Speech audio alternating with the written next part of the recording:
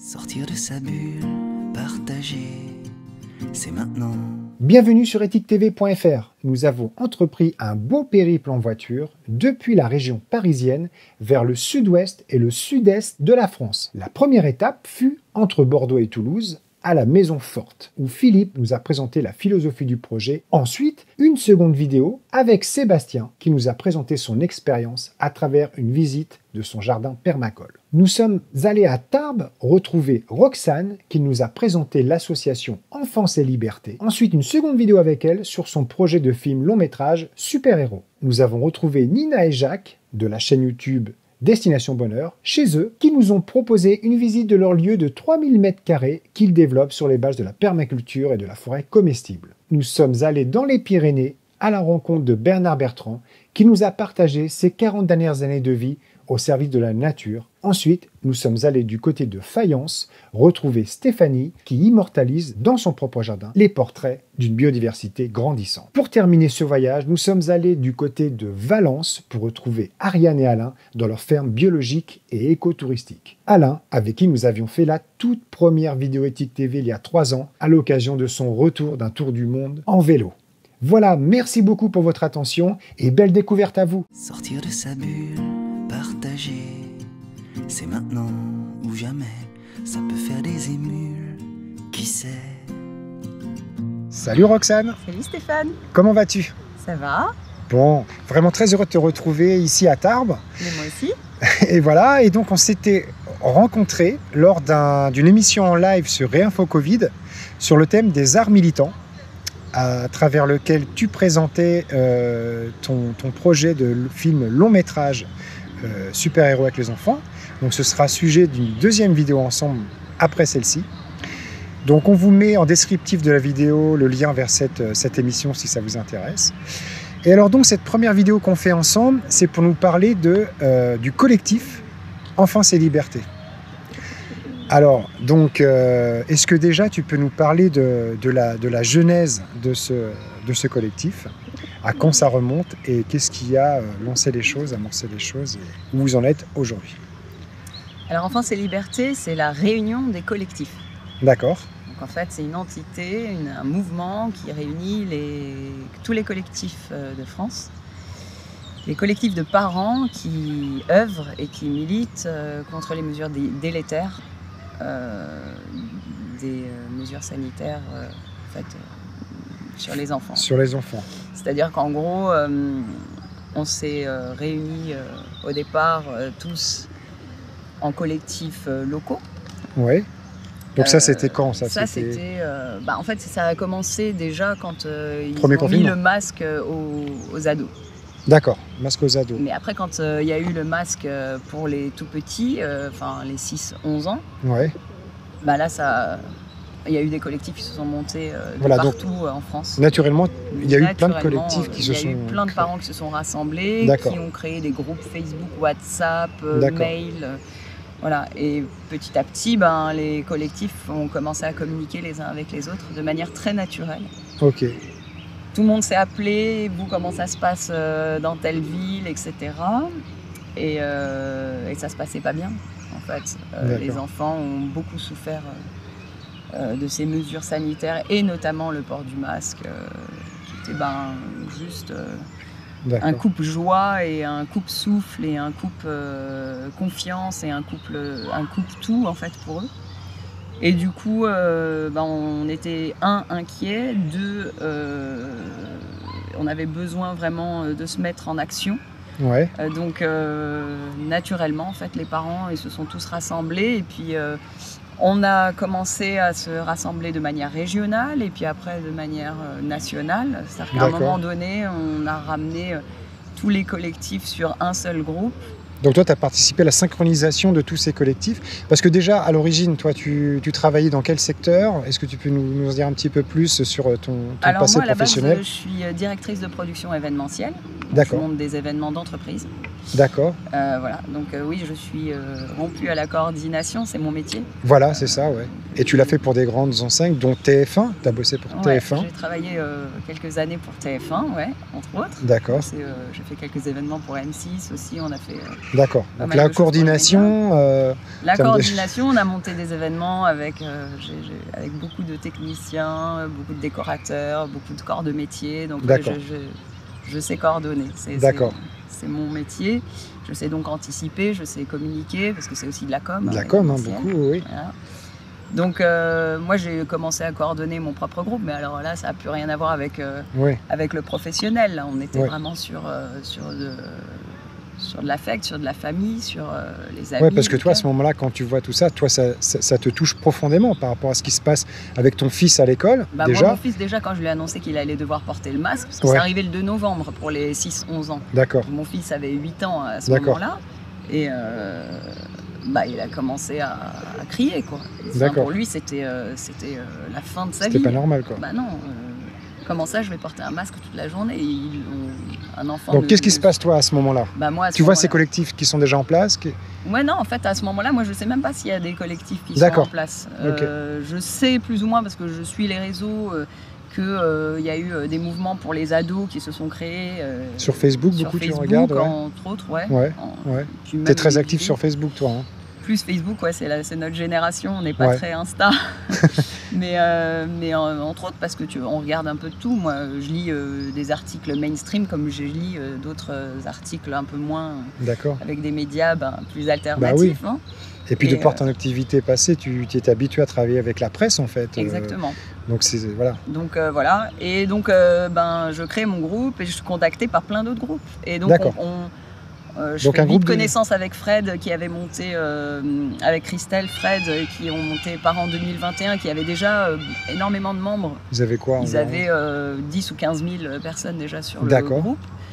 Et petit à petit, tous ces petits collectifs, on les a réunis, c'était au mois de décembre. Alors moi, ce qui s'est passé, c'est que entre-temps, j'ai fait un film, un petit court-métrage qui s'appelle Monde à l'envers. D'accord, on va le mettre en descriptif, dans ce court-métrage que tu avais fait, toi. Exactement, que j'ai fait avec peu de moyens, avec un iPhone, avec des adultes. Qui raconte quoi, qui raconte des témoignages d'enfants. En fait, moi, quand j'ai créé mon propre collectif, j'ai eu des tas et des tas de témoignages de parents, d'enfants qui nous racontaient comment ça se passait, et ça se passait mal. Mon film commence avec je m'appelle Ethan, j'ai 7 ans, et avec le masque, j'ai tout le temps de la buée sur mes lunettes. Et quelle est l'originalité en fait de ton court-métrage? C'est qu'en fait, tu ne fais pas parler les enfants. En fait, je ne fais pas parler les enfants. Donc, en fait, voilà, c'est des phrases un petit peu choc parce que j'ai pris les témoignages et j'ai essayé d'en faire des phrases courtes, simples, efficaces, que tout le monde comprenne. Donc, je m'appelle Ethan, j'ai 7 ans, j'ai tout le temps de la buée sur mes lunettes avec le masque. Quand j'en ai parlé à la maîtresse, elle m'a dit d'enlever mes lunettes. Bon voilà, on a toute la dimension, mais je le fais dicter par des adultes. Pourquoi? Parce qu'en fait, je me suis dit, c'est pas le combat des enfants. En fait, première chose que je me suis dite, moi, c'est là, il y a un problème. On a une communication, on met la responsabilité sur des enfants qui ne sont pas censés la prendre. En fait, on doit, il me semble, protéger les enfants. C'est quand même eux notre priorité.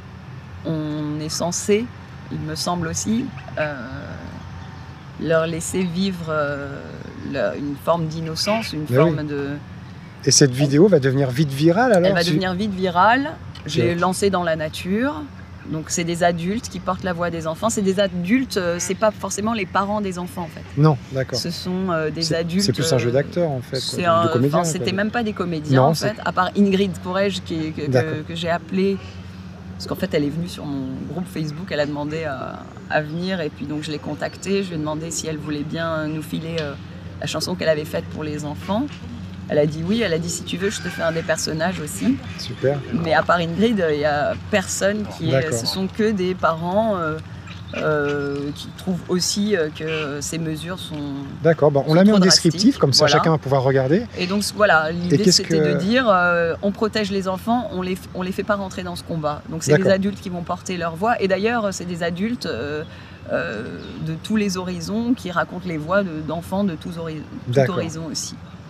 Et donc voilà, et du coup, ça t'amène à quoi? Ça nous amène à plein de monde qui m'appellent pour me dire ton film il est génial. On m'a appelé du Québec, on m'a appelé d'Italie. Il a même été traduit par quelqu'un en italien, en anglais. Et puis, donc c'est parti un peu partout. J'ai pas suivi après. Il y a d'autres médias alternatifs aussi qui l'ont.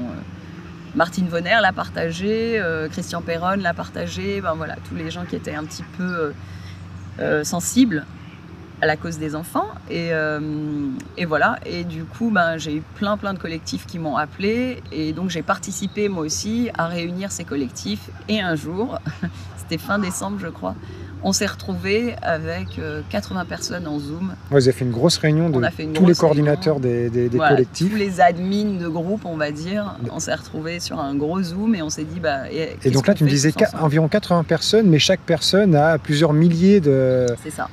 De personnes dans leur propre groupe. Donc là, d'un seul coup, ça devient des dizaines de milliers de personnes représentées autour de cette réunion. Au départ, on ne savait pas trop, mais on était entre 60 et 80 000 en fait. D'accord. Quand on enlevait les doublons suivant, parce qu'il y a quand même des gens qui sont sur plusieurs groupes. Et qu'est-ce qui se passe alors dans cette réunion? Qu'est-ce qui se dit Au départ, juste on se présente et on se dit ouais, c'est génial. Quoi. Au départ, tu dis c'est génial. On n'est pas seul. Et l'union va faire la force. Quoi. Ouais.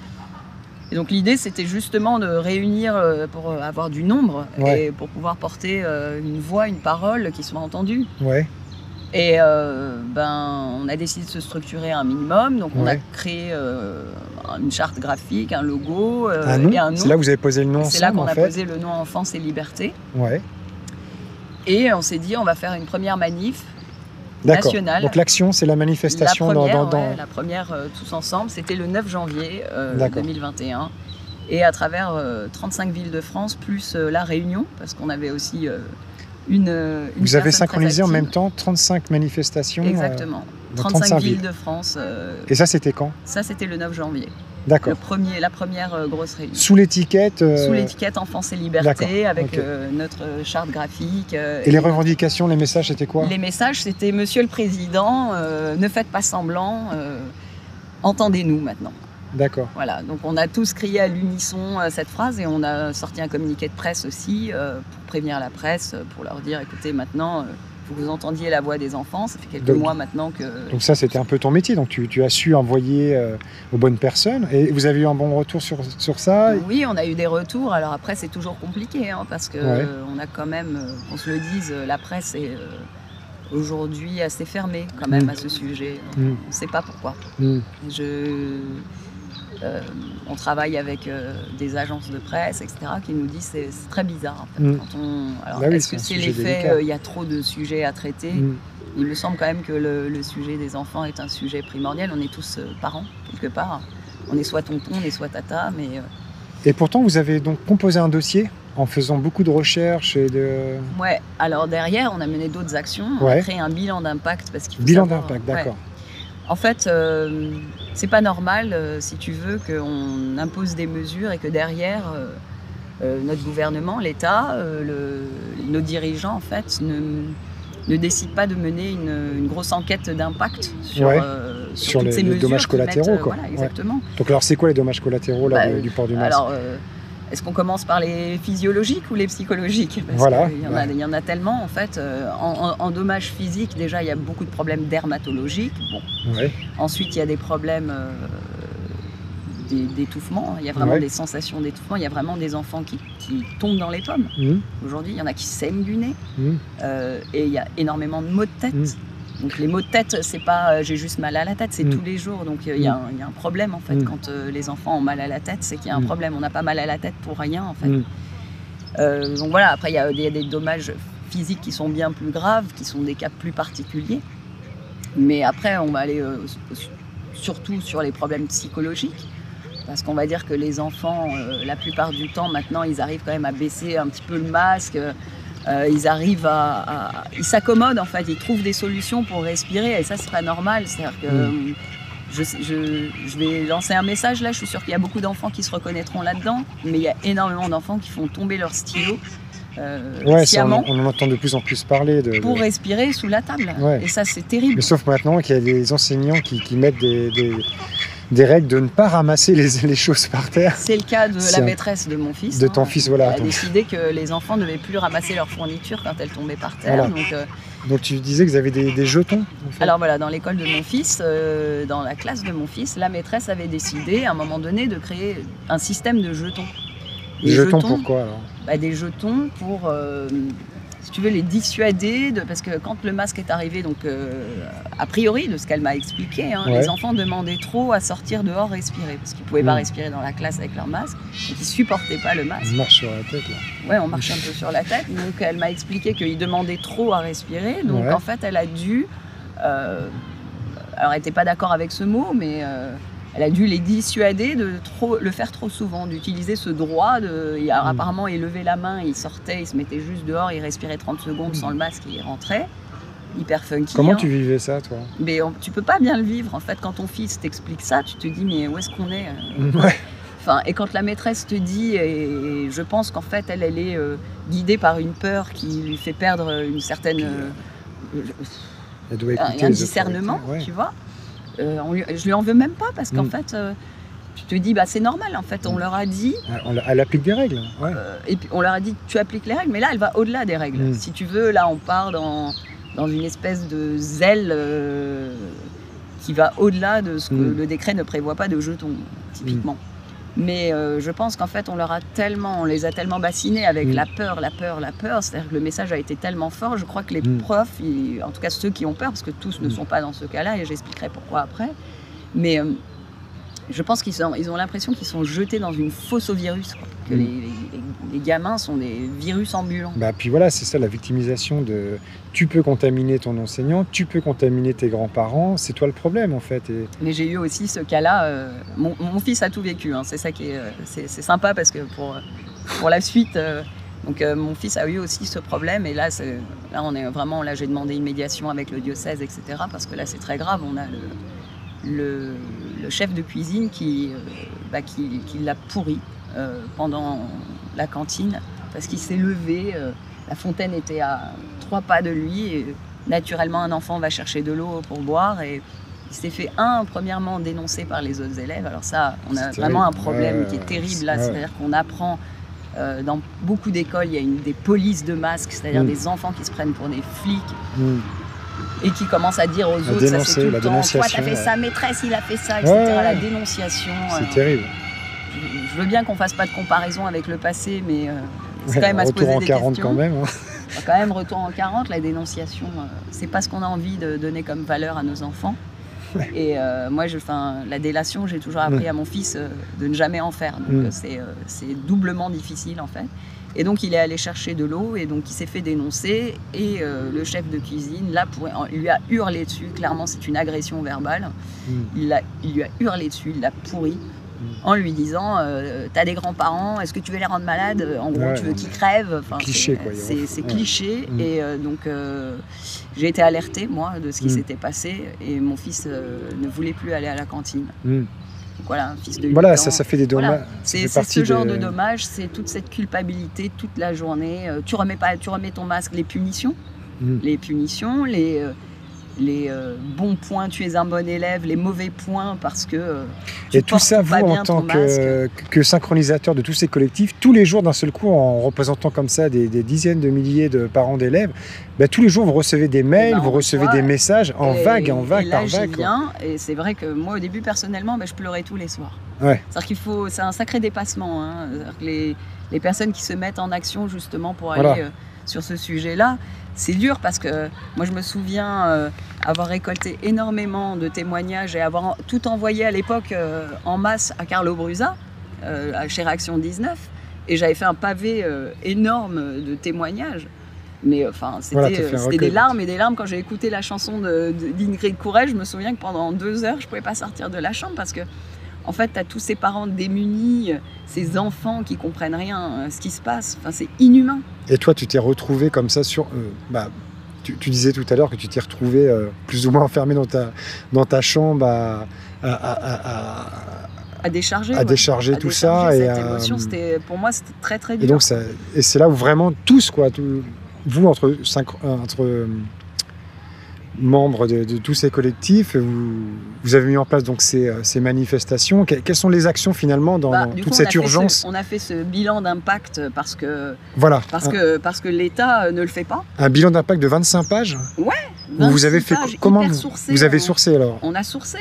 Déjà, on a fait des bilans sur les enfants dans certaines écoles au Pays Basque et on en a fait un gros bilan avec de voir quelles étaient en fait les répercussions. D'abord, on a posé des questions en fait aux parents, aux enfants, et on a même travaillé avec certaines écoles. Je dis on, mais c'est certains collectifs qui se chargeaient de faire ça au national. En fait, Enfance et Liberté nous a permis justement de coordonner nos actions, que quelque chose qui se faisait par exemple au Pays Basque puisse résonner au national et que les autres soient au courant et qu'on puisse suivre derrière. Ça nous a permis de créer un réseau. Ça nous a permis de... Il y avait énormément de parents qui se sentaient seuls dans un coin de la France et qui ne savaient pas où s'adresser. Donc en fait, Enfance et Liberté a permis de répertorier tous les collectifs qui existaient. Voilà. Et donc, quand les gens venaient sur Enfance et Liberté, ils trouvaient un collectif près de chez eux, ça leur permettait de se sentir moins seuls déjà, et puis de pouvoir se mettre en action. Parce que quand on se met en action, personnellement, c'était vachement salvateur, quoi. C'est-à-dire, j'ai l'impression que je vais aller... faire quelque chose pour essayer de sortir nos enfants de là. Et maintenant, vous avez carrément un service où on peut vous appeler Alors là, carrément, oui. Là, maintenant, sur le site d'Enfance et Liberté, déjà, on trouve plein d'infos. On trouve de quoi pouvoir répondre à des directeurs ou des professeurs qui ne comprennent pas notre démarche. C'est-à-dire qu'on a des documents qui vraiment aident les gens au quotidien.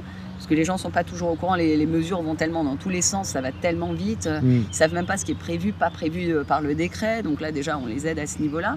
Ensuite on a créé une cellule de soutien et une médiation pour tous les parents démunis, et Dieu sait qu'il y en a énormément. Donc là s'il y en a qui ont des questions qui sont un peu perdues, ils peuvent... C'est pire que ça, c'est typiquement dans mon cas, alors moi j'étais déjà dans Enfance et Liberté, mais il y a plein de gens dont les enfants subissent des violences, des agressions, qu'elles soient verbales ou psychologiques, ou peu importe. Psychologiquement, les enfants sont dans une vraie détresse. Alors, certes, on va dire, c'est pas tous les enfants, mais moi je pense que c'est la face cachée. On croit que les enfants vont bien, mais les enfants s'adaptent à tout. Et puis tous ceux qui apprennent le langage en CP, etc., qui voient pas le visage de leur enseignant, comment ça se passe? Il y a aussi des impacts, ça, qu'on verra peut-être sur le long terme, mais peut-être pas tout de suite, des retards. Enfin, faut pas être sorti Saint-Cyr pour comprendre ça. Les enfants aujourd'hui, ils sont en train d'encaisser. Alors il y en a qui encaissent très bien, je suis d'accord, mais un enfant encaisse d'être dans un placard. C'est peut-être pire un enfant qui encaisse sans rien dire. Mais bien sûr que c'est pire. En fait, au moins on se dit, nous on a besoin de porter la parole des enfants, et moi je pense personnellement que plus tard tout ça sera jugé. C'est-à-dire que, et ça sera, on en parlera dans la prochaine vidéo, mais c'est qu'est-ce que va dire le futur de tout ça en fait. Qu'est-ce qui justifie aujourd'hui qu'on maltraite, entre guillemets, des enfants? Parce que la maltraitance, qu'elle soit psychologique, qu'elle soit juste dans le fait qu'on t'enlève ta joie de vivre, on a quand même eu une parole gouvernementale de la publicité pour te dire tu vas tuer mamie. Et ça, c'est pas normal. Ou même indirectement ton instituteur, quoi, ou ton institutrice. Il y a une différence entre sensibiliser les enfants en leur disant, vous savez, il y a quand même... voilà, il faudrait faire attention, etc. Déjà, on sait maintenant, parce que ça, tous les pédiatres et toutes les études sont d'accord avec ça, les enfants sont extrêmement peu contaminants, et quand ils contaminent... Et puis pendant la première vague, c'était ça. De toute façon, ça ne concerne pas les enfants. Et d'un seul coup, deuxième vague, on dit, c'est maintenant, ça concerne aussi les enfants. Donc c'est là aussi, il faut appuyer. C'est-à-dire qu'à un moment, il n'y a pas trop de cohérence. Il y a un variant ceci, il y a un variant cela. Alors, on rajoute des mesures, on rajoute des mesures, on rajoute... Enfin, jusqu'où on s'arrête quand, en fait? On met ceinture et bretelles, mais est-ce que ça vaut vraiment la peine, en fait? Donc voilà, donc Enfance et Liberté, on a réussi à créer cette cellule de soutien. On a réussi à créer un réseau qui permette à tout le monde de trouver des collectifs, de se mettre en action et de s'entraider. Et à côté de ça, on a mené aussi des actions juridiques. Dont la plus grosse action... récemment, là, devant les tribunaux, du Conseil d'État. Auprès du Conseil d'État, d'accord. Avec près de 900 requérants. La plus grosse action collective de l'histoire de France, quand même. Ah bon? Voilà. Ça a été balayé d'une main. Alors, c'est Enfance et Liberté avec les parents atterrés. C'est un collectif aussi indépendant. Et donc, c'était quoi le sujet? Pas indépendant, un collectif qui fait partie d'Action et Liberté. D'accord. En fait, on a porté la voix des enfants contre le port du masque auprès du Conseil d'État pour leur demander d'enlever l'obligation du port du masque pour les enfants. D'accord. Et on avait un dossier avec hyper sourcé. C'est Clarisse Sand qui était l'avocate qui nous représentait. Et on avait déjà 12 ou 13 chefs d'accusation pour dire qu'en fait c'était anticonstitutionnel de faire ça avec les enfants. Il n'y a aucune raison aujourd'hui de maintenir cette mesure et l'État en fait le Conseil d'État a balayé ça, quoi. Olivier Véran a dit mais non mais en fait il y a une épidémie, les enfants sont quand même contaminants, au revoir. On ne cherche même pas à savoir, donc là on est vraiment dans... C'est à croire que les enfants c'est pas important, en fait on n'ouvre pas le débat là-dessus, c'est hyper... On ne voit pas les problèmes en fait, on cherche pas à voir les problèmes. Non, on ne cherche pas à voir le problème, donc il y a eu plusieurs actions qui ont été menées, mais ça ne cessera pas. Les dommages collatéraux n'ont aucune importance, en fait ils ne sont même pas comptabilisés à peine, quoi. Et donc là on a ouvert une pétition, France et Liberté, au Sénat, parce qu'en fait il y a une plateforme au Sénat qui permet d'ouvrir aussi des pétitions. Donc je vous invite, il y a des canards. Accompagnés là. On est dans un on a beaucoup d'animaux avec nous là. Et donc cette pétition, tout le monde peut la signer. Tout le monde peut la signer. D'accord, on va la mettre en description aussi. Voilà. Okay. Donc vous allez sur Enfance et Liberté, enfance-liberté au pluriel. .fr, on va et mettre ça en vous allez voir pétition Sénat. Voilà.